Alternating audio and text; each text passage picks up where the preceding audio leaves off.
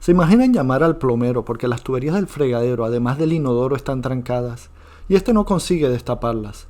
Entonces él decide revisar la fosa séptica y hace un hallazgo macabro. Este es el caso del amable Dennis Nielsen. Perteneciente a una familia de soldados y pescadores, Dennis Andrew Nielsen nació el 23 de noviembre de 1945 en Frasburg, Escocia. Desde niño vivió el desarraigo emocional, sus padres no paraban de discutir y el divorcio puso fin a multitud de peleas. Criado por su madre junto a sus dos hermanos, fue la presencia de su abuelo materno, Andrew, lo que terminó por desestabilizar al pequeño. La educación religiosa llevada al extremo hizo que Dennis viviese la diversión como un pecado. Según el anciano, hasta el cine suponía una tentación del diablo. Así fue como la personalidad del niño comenzó a retraerse y a ser más áspero e irritable. Excepto con su abuelo, él era el único que lo entendía. Además de ser su único amigo, compartían todo el tiempo juntos. Irse de pesca era el pasatiempo favorito de ellos. Tal era la conexión entre ambos que cuando el abuelo murió de un infarto e hicieron el velatorio en la casa familiar, la imagen de su cadáver sobre la mesa del comedor fue lo que le marcó para siempre. Algo en su cabeza hizo clic, el amor y la muerte se fusionaron de forma extraña, y ahí empezaron los problemas. Aumentó su distancia con respecto a las relaciones sociales, apenas tenía amigos, ni conectaba con sus compañeros de clase, y en plena pubertad descubrió sus tendencias homosexuales. Aquella diferencia marcó el rumbo de los siguientes 10 años. A los 15 años abandonó el colegio y se alistó en el ejército. Estuvo durante la siguiente década viajando por media Europa y Oriente Medio, en el cuerpo de abastecimientos militar. Aprendió a cortar y a descuartizar reses con un cuchillo, y a los 27 años de edad, después de 11 años en la Armada, finalizó su servicio de forma voluntaria, con rango de cabo y una condecoración. Mientras estuvo en la Armada encontró uno de lo que sería su pasatiempo favorito, la fotografía. Para él no era un hobby, era más que eso. Se sentía que había logrado un objetivo que tenía en mente. Obtenía una gran satisfacción al tomar una foto. Pero la foto que más le encantaba tomar era la de sus compañeros del ejército acostados. Les pedía que se pusieran en posición de cadáveres y él pretendía que estaba tomando una foto de un cuerpo sin vida, que habían fallecido en batalla. A principios de los años 70 se muda a Londres, donde se estaba impulsando la comunidad homosexual. Dennis quedó encantado con esto y empezó a frecuentar locales nocturnos. Él adoraba Londres, ya que veía que las personas eran más amigables, accesibles, conversadoras. Además era una ciudad totalmente opuesta de donde él venía, se sentía libre. Él pensó que podía hacer su vida sin nadie meterse con él. En 1972 se incorporó a la policía de Londres, donde mantuvo una doble vida, ser la de oficial de policía y la de poder expresar su sexualidad sin tapujos. Esto creó un conflicto en él, ya que no había ido a vivir a Londres para esconder sus preferencias sexuales. Por eso solamente duró 11 meses en la policía. Además de su frustración por lo antes dicho, estaba la de que se sentía solo. Quería empezar una relación seria con alguien para que viviera con él, y es que solo conseguía amoríos de una noche y esto lo deprimía. Se fue resguardando en el alcohol. Muchas noches de soledad las pasó con la compañía de su botella, escuchando música clásica. El resultado era terminar completamente ebrio. Su obsesión con la muerte empezó a manifestarse durante esta época. Nielsen llegaba a casa y fingía ser un cadáver, mientras tumbado y cubierto de talco simulaba que dejaba de respirar. En el año 1976 conoce a David Gallican, que estaba desempleado y vivía en un hospedaje. Dennis le pide que se vaya a vivir con él y él acepta. La casa donde vivía Dennis era un lugar muy viejo y que estaba en pésimas condiciones. Literalmente se estaba cayendo en pedazos. Son asleep, drink over there, me here. What happens? Crash, bang, what? Have a look, move the camera up there. Have a look at that. Right? Look at the state of that. Whole bloody ceiling falls down. David, después de 18 meses de vivir con Dennis, decide irse y dejarlo. Esto realmente le afectó a Nielsen, que por fin había conseguido a alguien y nuevamente estaba solo. Obtuvo un trabajo como funcionario del Ministerio de Trabajo para la Oficina de Empleo. Todos lo veían como una persona amable, eficiente y elocuaz. Pero detrás de esa fachada estaba escondido algo perverso que estaba a punto de aflorar. Dennis una noche decide ir al bar, conoce a alguien y se lo lleva para su apartamento, donde pasan la noche juntos. La mañana siguiente el hombre se levanta para irse.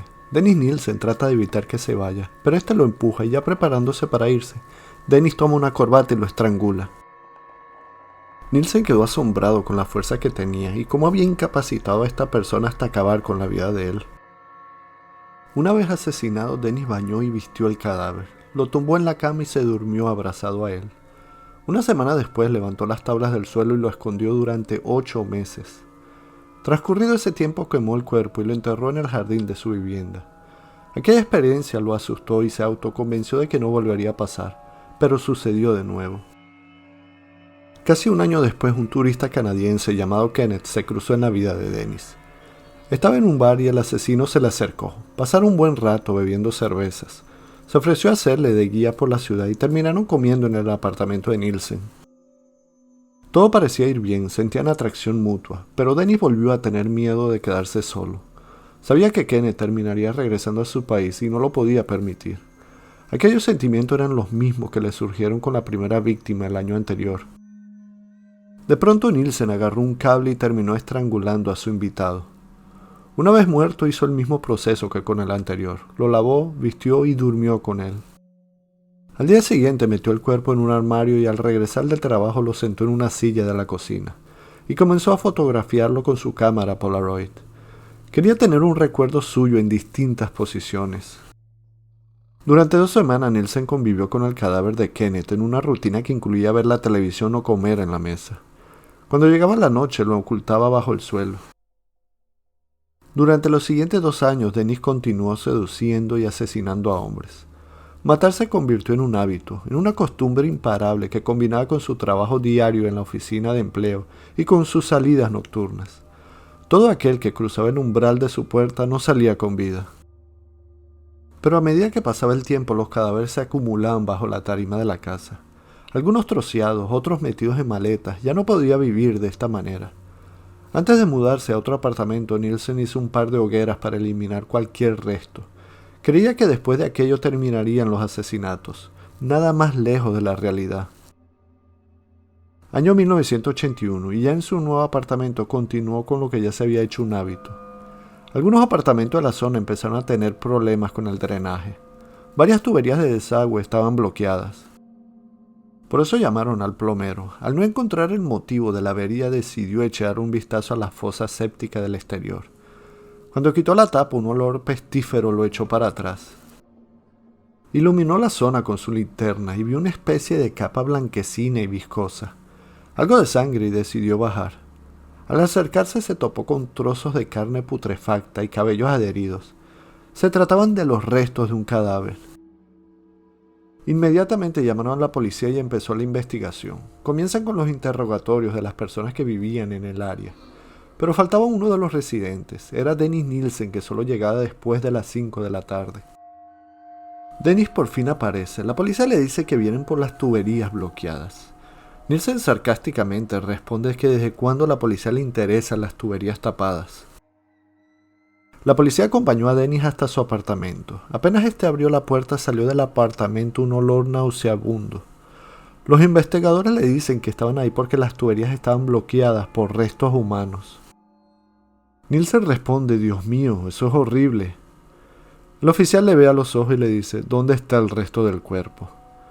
Dennis se quedó callado por un momento y replica: en 2 bolsas de plástico en el armario de la otra habitación. Dennis Nielsen fue inmediatamente arrestado. Camino a la comisaría, la policía le pregunta a Dennis: ¿estamos hablando de 1 o 2 cuerpos? Dennis responde inmutado: creo que son 16. Durante el interrogatorio, que duró varias horas, Nielsen dio numerosos detalles de los asesinatos, incluidos los nombres de sus víctimas. Las autoridades procedieron al registro del apartamento y se toparon con 2 bolsas grandes que contenían torsos, distintos órganos, 2 cabezas, huesos y un brazo. El hedor era insoportable pese a los ambientadores que dispuso el asesino por toda la estancia. Contó además que había empezado a picar los cuerpos en trozos pequeños y tirarlos por el inodoro, por eso se habían bloqueado. Cuando las autoridades acudieron al domicilio anterior de Dennis y escarbaron en la tierra del jardín, hallaron restos humanos, cortados en pedazos y completamente chamuscados. Pese a la cremación que sufrieron, se pudieron recuperar huesos de al menos 8 hombres. Nielsen cooperó con la justicia en todo momento. Durante el interrogatorio recordó: la parte más excitante del proceso era cuando levantaba los cuerpos. Al final tenía 2 o 3 cadáveres debajo de las tablas del suelo. Se me empezaban a acumular. Llegaba el verano y sabía que habría un problema con el olor. Así que sabía que tendría que lidiar con ese problema, y pensé en lo que era la causa del olor, y llegué a la conclusión de que eran las entrañas, las partes blandas del cuerpo, los órganos, cosas así. La forma fría y calculadora de detallar los crímenes evidenciaba premeditación y falta de remordimiento, algo que en el juicio quedó demostrado pese a que sus abogados defensores trataron de aludir a un posible trastorno mental de su defendido. El 24 de octubre de 1983 dio comienzo el juicio contra Dennis Andrew Nielsen, acusado de 6 delitos de asesinato y 2 de asesinato en grado de tentativa. Una de las partes centrales del litigio fue demostrar el estado mental del acusado, quien según la defensa sufrió una responsabilidad disminuida, debido a una anormalidad en su mente que le impedía planificar un asesinato. A lo largo del proceso, expertos psiquiatras y forenses dieron sus opiniones con respecto a la salud mental de Nielsen. Sin embargo, el juez del caso resolvió el asunto con esto: existen personas malvadas que cometen actos malvados. El asesinato es uno de ellos. El tener defectos morales no excusa a Nielsen. Una naturaleza desagradable no debe identificarse con un desarrollo mental detenido o retrasado. Finalmente, el jurado encontró al acusado culpable de todos los delitos. El juez lo condenó a cadena perpetua, recomendando que su paso por la cárcel fuese de al menos 25 años. Durante ese tiempo, el asesino en serie escribió varios diarios en los que recordó y describió los detalles más macabros de cada crimen. Dennis Nielsen murió el 12 de mayo del año 2018. Tenía 72 años y pasó más de 3 décadas en prisión. Es recordado como uno de los principales asesinos en serie del Reino Unido. Si el video te gustó, dale like, compártelo en tus redes sociales y suscríbete. Esto es Insomnio TV.